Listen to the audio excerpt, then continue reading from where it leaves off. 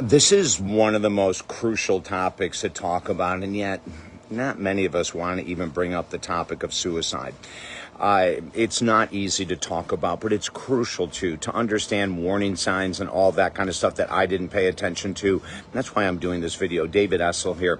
In 1990, I had so many things going on. I started my career in 79. In 1990, I've been traveling in the 80s, 40 weeks a year as a speaker. I mean, all over the world and having the most amazing life ever. And then in 1990, things started to crash. I was drinking quite heavily in 1990. Well, I'd been drinking from the age of 12 until 1990. Of course, that was suppressing depression, anxiety, PTSD, all these things that were about to come flying out of the closet at me. There was overwork, workaholism. There was constant travel. There was, all the spotlight names on covers of magazines. I was doing it all. And at the same time, I was completely lost inside. I had no idea that there were mental health issues within inside myself that I was able to escape, not even observe, not pay attention to, because of workaholism and alcohol and cocaine and everything else that I was doing in order to not really know what was going on inside.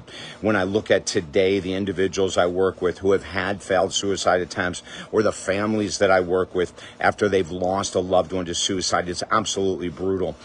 If there's any benefit of what happened to me in 1990 is that I got a really good education, unfortunately a very difficult one, on what are the signs, what creates an individual to want to take their life and all those kind of things. And then I'll also share what happened after I met with the psychiatrist multiple times after the day that I failed in the suicide attempt.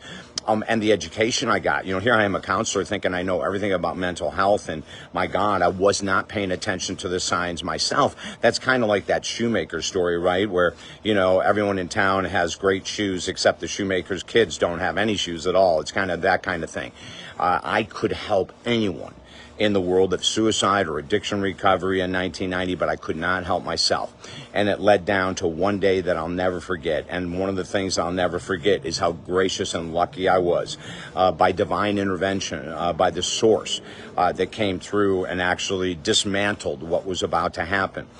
Racing to try to find a psychiatrist that day, it took me forever, and I have a long story on other videos talking about that.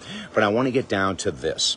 What happened when after the failed suicide attempt, I went through a bunch of mental health battery tests, etc. And what the doctors ended up telling me was that basically from birth, I was filled with uncontrolled anxiety, depression, and they believed that there was PTSD I'd experienced along the way. There was all these things. And on top of that, we have the serious addiction to alcohol and cocaine, which of course destroys logic, destroys brain cells, and the ability to see reality when you're high or when you're drunk or whatever it might be.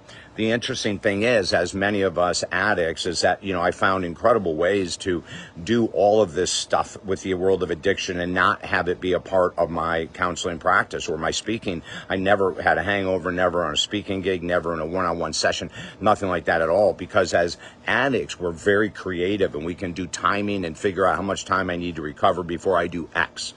But the thing that shocked me the most was when the doctor came in and said, you're highly depressed. Well, I could figure that out because I just tried to take my life.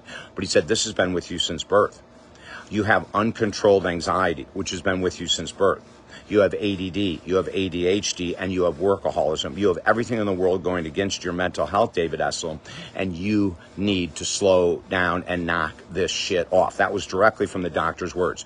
I mean, he had nailed me. He had seen everything I was doing. I had created my own hell on earth. And now I get a chance when I work with people who are even close to thinking about it, to help them understand the world of mental health illness, the world of addiction recovery, the world of workaholism, the world of outrageously low self-confidence, low self-esteem. Even when we talk about this, we can talk about the fact of procrastination being a role. I mean, there's so many different things that we can look at. Listen, if you need help, if you're a family member that needs help, if you need help whatsoever, just reach out to me at talkdavid.com. Go to the Contact Us button. button. If you're struggling deeply with mental health, it doesn't even have to be suicidal ideation. If you're struggling deeply with mental health, go to the website, talkdavid.com. Let's get together, a free 20-minute session. The Contact Us page, just send an email. My team will set it all up. We're going to get this together for you, okay? I'm here to help, 100%. Also at the website below, you'll find 5 of our top-selling books absolutely free. You're not alone. You will never be alone. And even a 20-minute conversation can put you in the right direction. TalkDavid.com. I'm David Essel. Very blessed to be here, but even more blessed to help you. Have a beautiful day.